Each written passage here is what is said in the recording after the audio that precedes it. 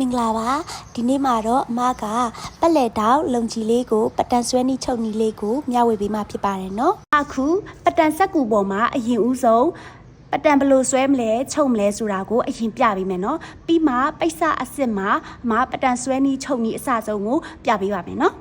အခုဒီဟာကိုအမတို့ကပိတ်စလို့သဘောထားလိုက်မယ်ဒီပိတ်စကနှစ်ကိုက်ရှိရယ်နော်နှစ်ကိုကြတော့မလှဘတ်ချမ်းလို့မှတ်လိုက်မယ်နော်ဒါကမလှဘတ်ချမ်းပြီးရင်ဒီဘက်ကိုကြတော့အလှဘတ်ချမ်းလို့မှတ်လိုက်မယ်နော်ပထမဦးဆုံးမလှဘတ်ချမ်းကိုလှန်လိုက်မယ်လှန်ပြီးရင်အမတို့ဒါလေးကိုဒီလိုလေးခောက်လိုက်မယ်ဒါဆိုရင်အမတို့ကပိတ်စကခောက်လျက်အနေထားရပါပြီเนาะခောက်လျက်အနေထားရပြီဆိုတာ ਨੇ မတို့ဒီမှာဒီ4000ဆက်ဆက်ကညီမညီကိုတစ်ချက်ပြန်တိုင်းမယ်ညီပြီဆိုလို့ရှိရင်ပတန်ဆဆွဲလို့ရပြီမညီသေးဘူးဆိုရင်တော့အမတို့ဒါလေးတွေကိုညီအောင်လို့ဖြတ်ထုတ်ပေးလိုက်မယ်เนาะပေါ်မှာပတန်မဆွဲခင်မှာထမိန်ပေါ်မှာကြမယ်တောက်အနေထားလေးရဲ့သဘောတရားကိုအမရှင်းပြပေးမယ်เนาะအခုဒါလေးကိုကြတော့အမထမိန်ပုံစံလေးဆွဲထားလိုက်တယ်ပြီးတော့ဒီမှာအလဲကိုတဝက်ဝက်ထားတယ်ဒီရဲ့တဝက်ဝက်ထားတဲ့ဟာဒီဟာနဲ့အတူတူပဲဟုတ်ပြီနော်ဒီမှာနော်ဒါခောက်ပိတ်အနေထားနော်ဒီခါးနှစ်ခုရဲ့ခြားနာခြင်းကိုဘယ်လိုယူမယ်ဆိုတာပြပေးမယ်နော်ခါး24ကနေပြီးတော့မှ30ထိကိုခြားနာခြင်း4လက်မယူလို့ရတယ်ခါး30နဲ့အထက်ကိုတော့5လက်မကနေပြီးတော့မှ6လက်မယူလို့ရတယ်နော်အခုဒီဟာလေးကိုဘယ်လိုဆွဲရမယ်ဆိုတာကိုပြပေးမယ်နော်ခဏခြားနာချက်အတိုင်းဒါလေးကထမိန်ပုံစံလို့မြင်လိုက်မယ်နော်ဒီထမိန်မှာတောက်မပါသေးဘူးเนาะအခုတောက်ကိုဆွဲပြမယ်ဒီတောက်အနေထားမှာဒီကနေပြီးတော့မှတောက်အကွာအဝေးအား24ကနေပြီးတော့မှ30အထက်ကဒီဘက်ကို4လက်မတောက်ယူလိုက်မယ်ဒါခောက်ပိတ်ဖြစ်တဲ့အတွက်ဒီဘက်မှာလည်း4လက်မထပ်ယူလိုက်မယ်ဒါဆိုရင်သူတို့နှစ်ခုရဲ့ခြားနာခြင်းကစုစုပေါင်း8လက်မဖြစ်လိမ့်မယ်เนาะရှိရင်တကယ်လို့ခါ30နဲ့အထက်ဆိုရင်ဒီမှာ6လက်မယူမယ်ပြီးတော့ဒီဘက်မှာလည်း6လက်မယူလိုက်မယ်เนาะဒါဆိုရင်သူတို့နှစ်ခုရဲ့ခြားနာခြင်းက12လက်မဖြစ်သွားမယ်เนาะအခုအမရဲ့ခါက24ကနေ30အတွင်းမှာပါတဲ့အတွက်ကြောင့်မလို့ဒီ4လက်မနဲ့အမကကစားပြမယ်เนาะအခုဒါကစောနာအမပြတဲ့ထမိန်မလှဘတ်ချမ်းကနေပြီးတော့မှခောက်ရက်တာပုံစံလေးเนาะအခုဒီမှာအမဓာတ်ကိုဆွဲပြမယ်เนาะဒီခောက်ရက်သားမှာဒီကို4လက်မယူလိုက်မယ်เนาะဒီမှာခြားနာခြင်း4လက်မတိုးတဲ့ဆိုရင်8လက်မဖြစ်သွားမယ်เนาะပြီးတော့သူ့ရဲ့ဓာတ်အကွာဝေးကိုကြတော့1လက်မယူလိုက်မယ်ဓာတ်အရှိကိုကြတော့9လက်မယူလိုက်မယ်ဟုတ်ပြီเนาะဓာတ်အရှိက9လက်မเนาะပြီးတော့နောက်တစ်ခုပက်လေဓာတ်ဖြစ်ဖို့အတွက်နောက်ထပ်တစ်ပတ်အတွက်ဒါခောက်ပိတ်เนาะဒါခောက်ထားဖြစ်တဲ့အတွက်တဝက်ပဲယူရတယ်နောက်တစ်ခုကဖြက်လက်တာဖြစ်တဲ့အတွက်ကြောင့်မလို့သူ့ရဲ့နှစ်ဆဒီမှာ4လက်မယူထားရင်ဒီမှာ8လက်မယူရမယ်ဒီမှာ5လက်မယူထားရင်ဒီမှာ10လက်မယူရမယ်ဒီမှာ6လက်မယူထားရင်ဒီမှာ12လက်မယူရမယ်เนาะအခုအမက4လက်မယူထားတာဖြစ်တဲ့အတွက်ကြောင့်မလို့ဒီမှာ8လက်မယူလိုက်မယ်เนาะဒီရဲ့ခြားနာခြင်းက8လက်မပြီးရင်တောက်စာက1လက်မယူလိုက်မယ်ဟုတ်ပြီเนาะ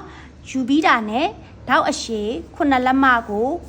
ဆွဲလိုက်မယ်ဟုတ်ပြီเนาะဒါဆိုရင်ဒီတောက်ကချုပ်ရမယ်ဒီတောက်ကိုလည်းချုပ်ရမယ်เนาะပြီးတော့စွန်းအောင်စာမဆွဲအောင်ဒီအောက်2လက်မခွဲအတွင်းကိုဝင်လိုက်မယ်ဝင်ပြီးရင်ဒီမှာချုပ်စာ4စိတ်ချန်ပြီးတော့မှဒီလိုလာဆက်လိုက်မယ်ဒီမှာချုပ်စာကချုပ်စာ4စိတ်เนาะချုပ်စာ4စိတ်ချန်ပြီးတော့မှယူလိုက်မယ်เนาะပြီးတာနဲ့အမတို့ဒီမှာဒီလိုရင်းပြောင်းနဲ့ချုပ်စာကိုတခါတည်းခြံလိုက်မယ်ဒါကချုပ်စာ4စိတ်ပြီးရင်ဒီပိုတဲ့ဟာတွေကိုကတ်ကြီးနဲ့ညှက်လိုက်မယ်เนาะ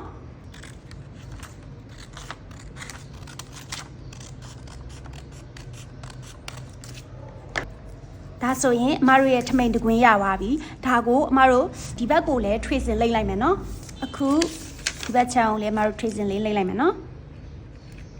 လိမ့်မယ်မလိမ့်လိုက်မယ်ပြီးရင်ဒီဘက်ကိုလည်းလိမ့်လိုက်မယ်ဒီဘက်ကိုလည်းလိမ့်လိုက်မယ်เนาะပြီးရင်ဒီချမ်းကိုလည်းဒီလိုလေးလိမ့်လိုက်မယ်เนาะ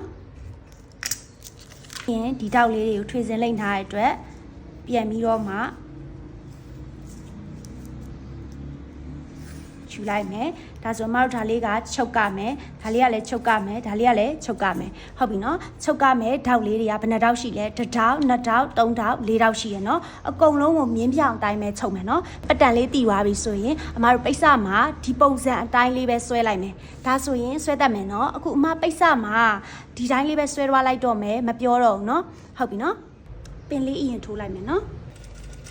ဒီတုံးနဲ့ပြီးရင်တောက်လျှောက်ချုပ်သွားမယ်နော်ပြီးရင်ကျန်တဲ့ထောက်တွေကိုလည်းအကုန်လုံးဒီတိုင်းပဲချုပ်သွားမယ်နော်အချမ်းကိုအထက်စင်တက်တော့မယ်နော်အဘက်ချမ်းအလဘက်ချမ်းကိုလန်လိုက်မယ်နော်ထက်စင်မာလေးဒီမျိုးရှိရတိလားဒီဘက်ကကြတော့အချောဘက်ပြီးတော့ကြဒီဘက်ကအစတွေဖွာနေတဲ့ဘက်ရှိရနော်ဒီအစတွေဖွာနေတဲ့ဘက်ကိုချုပ်မယ်နော်အခုဒီမှာတင်လိုက်မယ်ဒီအနားနဲ့ဒါလေးကိုတဲ့မယ်တဲ့ပြီးရင်တောက်လျှောက်တစ်ချောင်းချုပ်သွားမယ်နော်အခုဒါလေးကိုချုပ်ပြမယ်နော်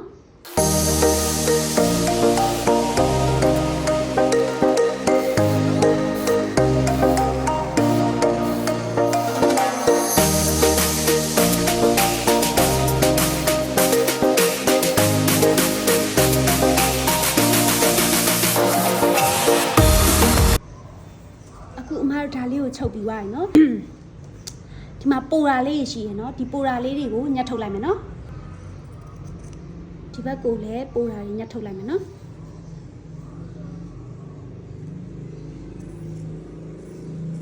အထုတ်ပြီးပြီဆိုရင်အမပို့ပြီးတော့မှတက်ရက်ချင်တာဖြစ်တဲ့အတွက်ကြောင့်ဒီဟာကိုဓာတ်ဆက်တစ်ကြောင်သွားလိုက်မယ်လိုက်ပြီးတာနဲ့ဒီကနေပြီးတော့မှအလှကြောင်တစ်ကြောင်ပေါက်လိုက်မယ်ပို့ပြီးတော့မှခိုင်အောင်လို့နော်ပုံမှန်ကတော့လုံးလေးမရှိဘူးဒါပေမဲ့အမတက်တက်ရက်လေးဖြစ်ချင်တဲ့အတွက်ကြောင့်မလို့ဒါကိုဓာတ်ဆက်လိုက်မယ်ပြီးရင်အပေါ်ဘက်ကိုလဲပြီးတော့မှအလှကြောင်တစ်ကြောင်ပေါက်လိုက်မယ်နော်အခုဒါအခုမတို့ဒါလေးကိုဓာတ်ဆက်လိုက်ပြီးသွားပြီเนาะလိုက်ပြီးပြီဆိုတာနဲ့မတို့ဒါလေးကိုဒီလိုလေးလှန်လိုက်မယ်လှန်ပြီးရင်ဒီကနေပြီးတော့မှအလှချောင်းတစ်ချောင်းသွားပြီးတော့မှပေါက်လိုက်မယ်เนาะဒီဘေးကနေပြီးတော့မှအခုဒါလေးကိုအလှချောင်းပေါက်ပြမယ်เนาะ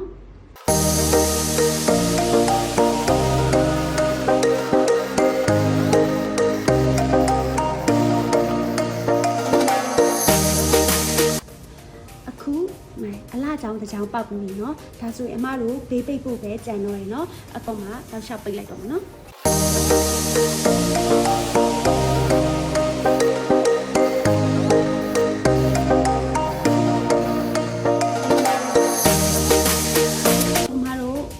တိတ်ပြီးသွားပြီဒါလေးကိုဓာတ်ဆက်လဲသွားလိုက်မယ်ပြီးတော့ဒီဓာတ်လေးကိုဖြန့်ပြီးတော့မှခွဲပြီးတော့မှဒီလူလေးသွားပြီးတော့မှတိုက်ခဲ့တယ်နော်အခုဆိုရင်အမားတို့ရဲ့ပက်လက်တောက်လုံကြီးချုပ်နီးလေးအောင်မြင်စွာပြီးဆုံးသွားပါပြီနော်အားလုံးပဲကြည့်ရှုပေးတဲ့အတွက်ကျေးဇူးအများကြီးတင်ပါတယ်